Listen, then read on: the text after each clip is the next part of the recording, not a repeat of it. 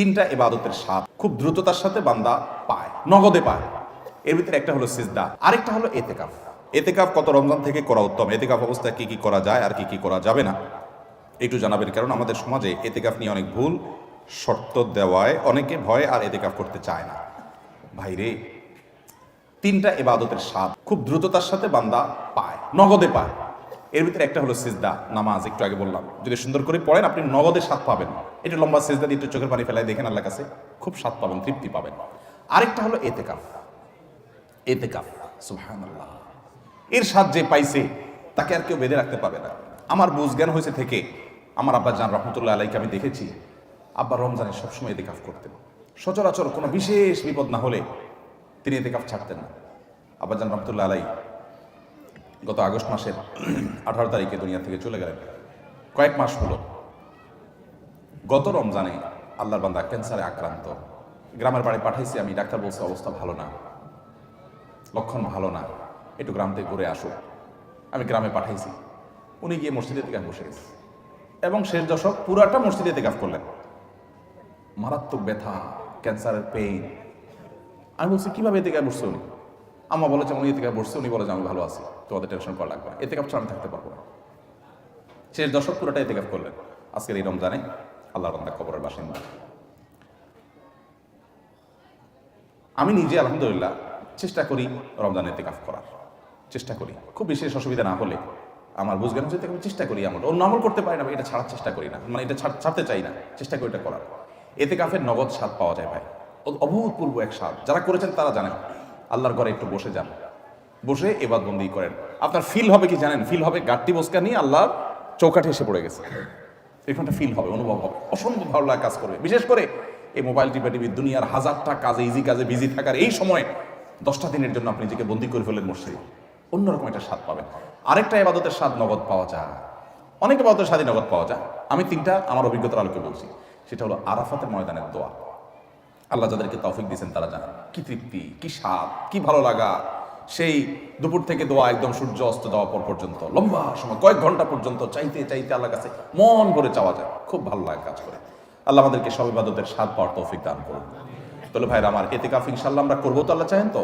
খুব লজ্জার কথা যে আমাদের দেশের মসজিদগুলোতে এতেকাফের জন্য টাকা দিয়ে লোক ভাড়া করা লাগে, আছে না? নেই? আহারে কপাল পড়া রে।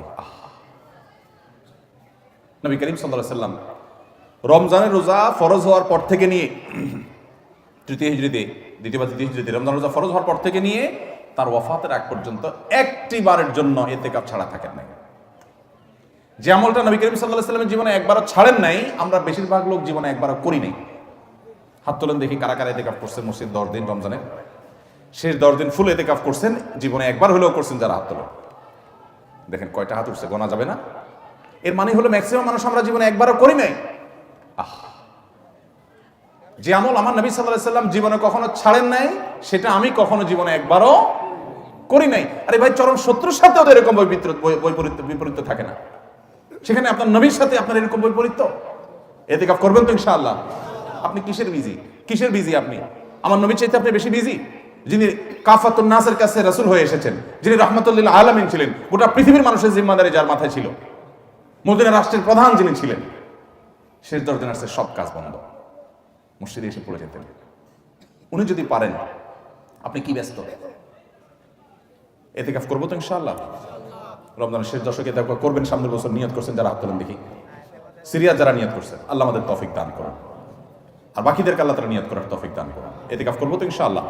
এতেকাফ করার অবস্থা কি কি নিষেধ? এতেকাফের বাইরে আপনার যা যা নিষেধ, এতেকাফ অবস্থায় তা নিষেধ। হারাম কোনো কাজ তো বাইরেও করা যাবে না, মসজিদেও করা যাবে না।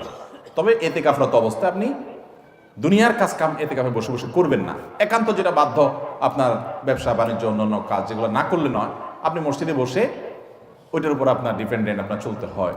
আপনি জরুরি 2-4টা কাজ করা লাগলো, সেগুলো করলেন। ওখানে বসে বসে আপনি রীতিমতো এটা দোকান বানায় ফেলবেন না আর কি। ওখানে বসে দুনিয়াবি প্রয়োজনীয় কাজগুলো আপনি সারতে পারবেন, যেগুলো আপনার জন্য জরুরি সেগুলো আপনি করতে পারবেন। এছাড়া আপনি মসজিদের ভিতরে নিজেকে আবদ্ধ করে ফেলবেন। এটা করবেন হলো 20 রমজান সূর্য অস্ত যাওয়ার আগে আগে মসজিদে ঢুকবেন। 20 রমজান সূর্য অস্ত যাওয়ার আগে আগে মসজিদে ঢুকবেন।